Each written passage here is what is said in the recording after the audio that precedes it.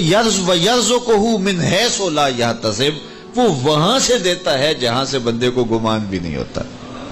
تو توکل اللہ پر قائم کیجئے گا، کاروبار ضرور کیجئے گا۔ توکل یہ ہے کہ آپ وہ کام ضرور کریں لیکن کہیں کہ یہ میرے کام کا نتیجہ نہیں مجھے مل رہا، یہ میرے اللہ کا فضل مجھے مل رہا ہے، تو پھر دیکھنا کہ اللہ تعالیٰ کیسے راستے کھولتا ہے۔ تو جب انسان اللہ کے فضل پر توکل قائم کر لیتا ہے تو پھر کام کاج ضرور کرتا ہے لیکن اس کی زندگی کی جو ٹینشن ہے وہ ختم ہو جاتی ہے۔ بندہ کہتا ہے کہ یہ ہے تو میں کرتا ہوں، تو یہ نہیں ہوگا تو یہ نہیں ہوگا، بس وہ جتنا کر سکتا ہے وہ کرے، باقی چھوڑ دے اس پہ، تو پھر وہ خزانہ غیب سے نصیب فرمائے گا۔ اچھا، حضور علیہ السلام نے ایک اور چیز ارشاد فرمائی، بلکہ اپنی امت کے لیے دعا دی، اللہم بارک لامتی فی بکورہا، اے اللہ میری امت کے لیے صبحوں میں برکتیں ڈال دے۔ جو کام صبح کیے جاتے ہیں ان کاموں میں بڑی برکت ہے، جو کام جو ہے وہ دیر سے کیے جاتے ہیں، رات کو کیے جاتے ہیں، دوپہر کے بعد کیے جاتے ہیں، ان میں وہ برکات نہیں رکھی گئی جو حضور کی دعا سے صبح کے کاموں میں برکت رکھی گئی ہے۔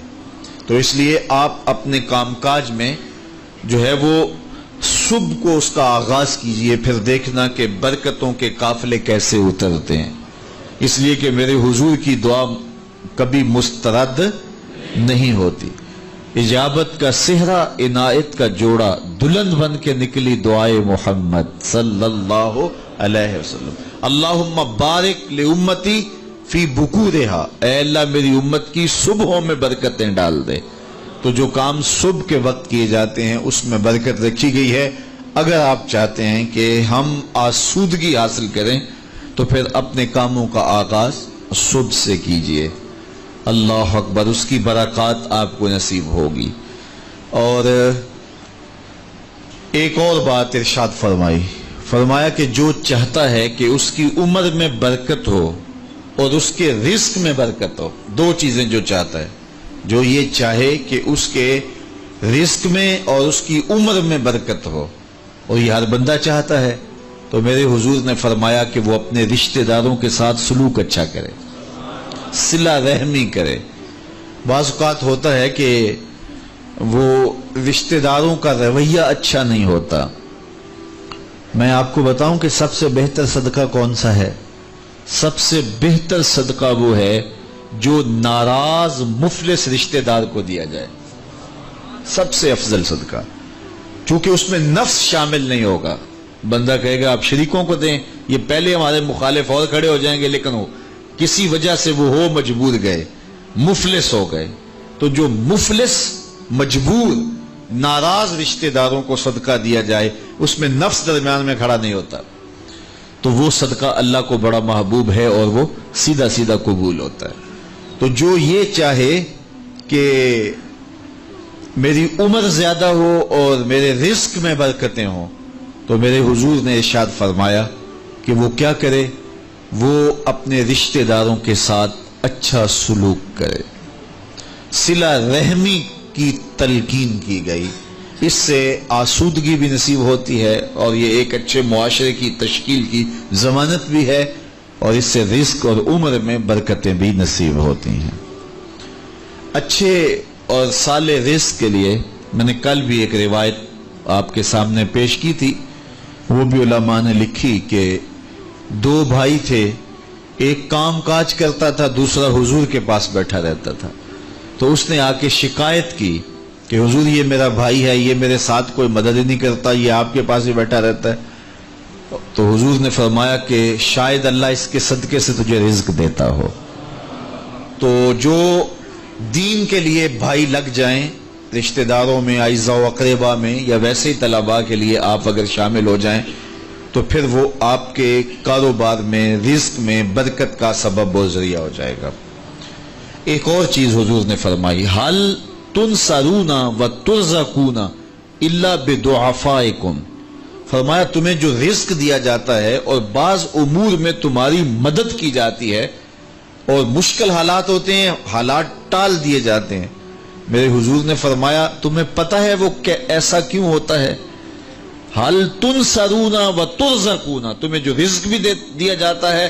بعض اوقات ایسا ہوتا ہے ایک بندہ بڑی محنت کرتا ہے نتائج نہیں ملتے، ایک بندے کی تھوڑی محنت ہوتی ہے لیکن دروازے کھلتے چلے جاتے ہیں. مشکل میں پھنس جاتا ہے، کوئی ایسا سبب لگ جاتا ہے کہ راستے کھل جاتے ہیں.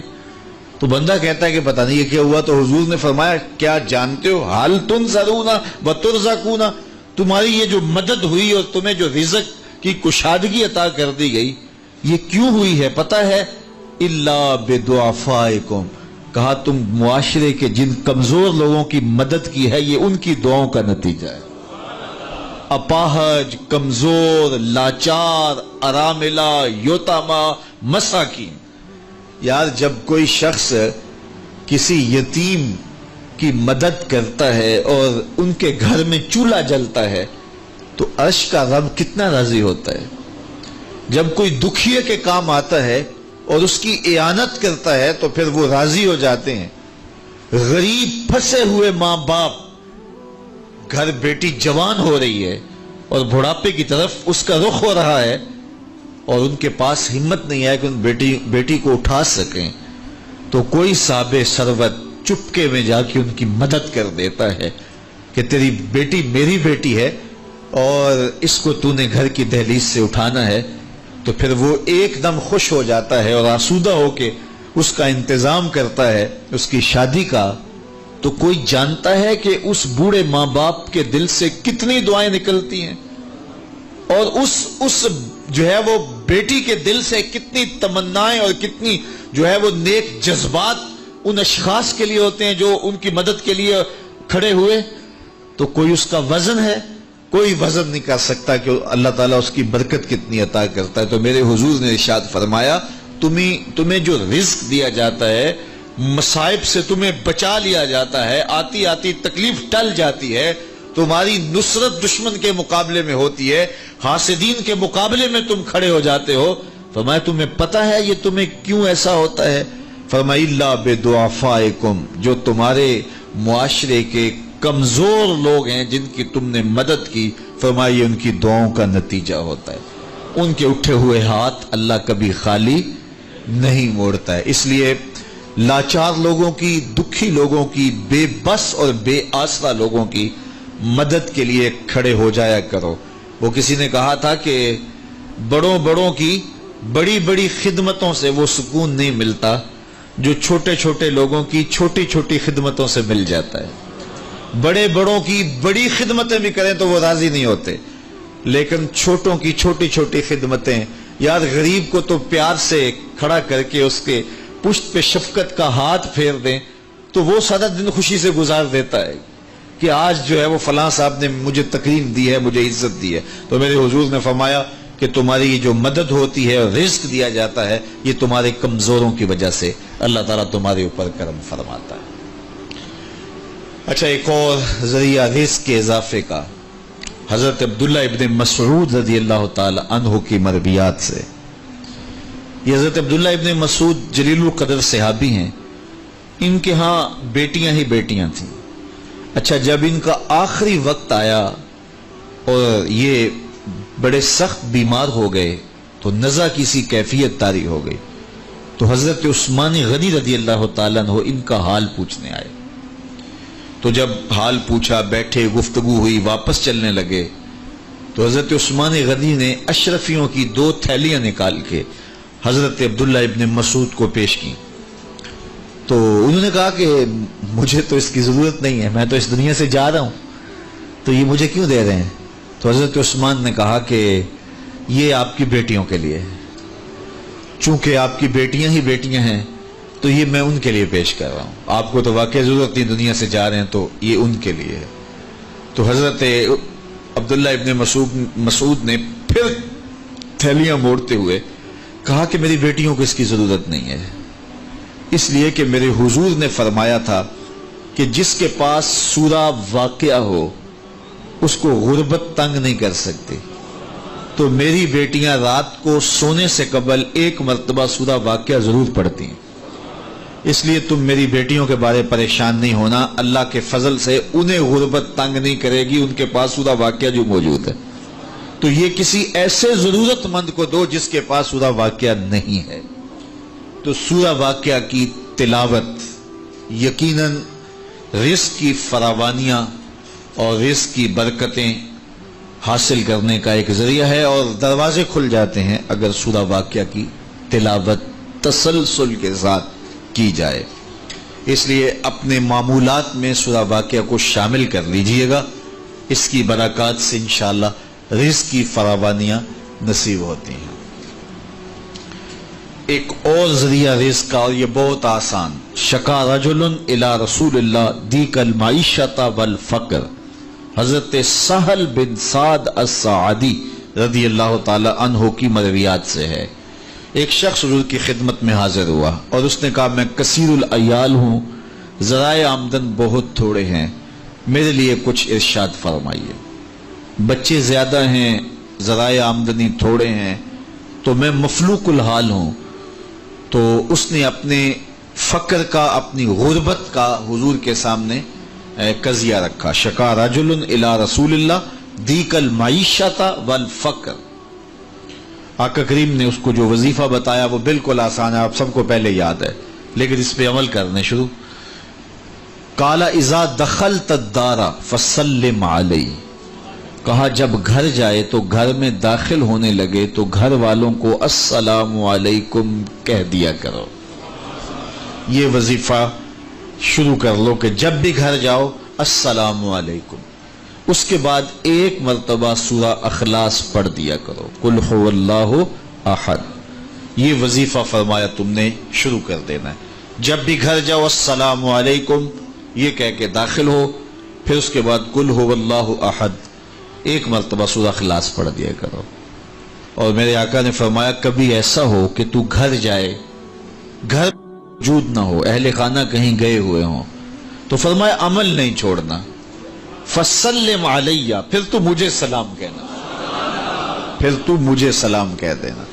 وہ صحابی فرماتے ہیں کہ میں نے یہ عمل شروع کر لیا، جب گھر جاتا السلام علیکم، اس کے بعد سورہ اخلاص پڑھ دیتا، بیٹھنے سے پہلے پہلے یہ کام کرتا۔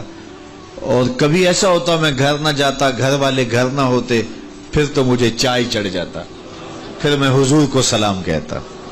اللہ اکبر۔ حضرت ملا علی قاری نے شرح شفا میں لکھا ہے، جو حضرت قاضی ایاز مالکی اندلسی علیہ رحمہ نے لکھا ہے شفا میں، کہ جب گھروں کو جاؤ تو حضور کو سلام کرو، تو اس کی شرح میں لکھتے ہیں حضور کو سلام کیوں کرو، تو وہ کہتے ہیں لِأَنَّ رُوحَهُ علیہ السلام موجود فی بیوت المسلمین، اس لیے کہ حضور کی روح کا فیضان مومنین کے گھر میں موجود ہوتا ہے۔ اللہ اکبر۔ اس لیے حضور کو سلام کرو۔ وہ کہتا ہے جب کوئی نہ ہوتا میں حضور کو سلام کرتا۔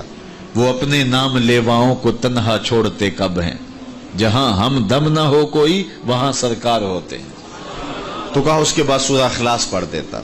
یہی میرا عمل رہا۔ پھر اس کا فائدہ کیا ہوا؟ وظیفہ حضور نے بتایا تھا، اور جب بھی جاتا السلام علیکم سورہ اخلاص، کوئی نہیں ہے تو حضور کو سلام اور سورہ اخلاص۔ کہتے میں نے عمل شروع کر دیا، حتی افاد اللہ جیرانہ، اس عمل کی برکت سے میں نے تو امیر ہونا ہی ہونا تھا، میرے ہمسائے بھی امیر ہو گئے۔ ایسی برکتیں، ایسی رحمتیں اتری کہ میرے ہمسایوں کے ہاں بھی فراوانیوں اور برکتوں کا نزول ہونے لگا۔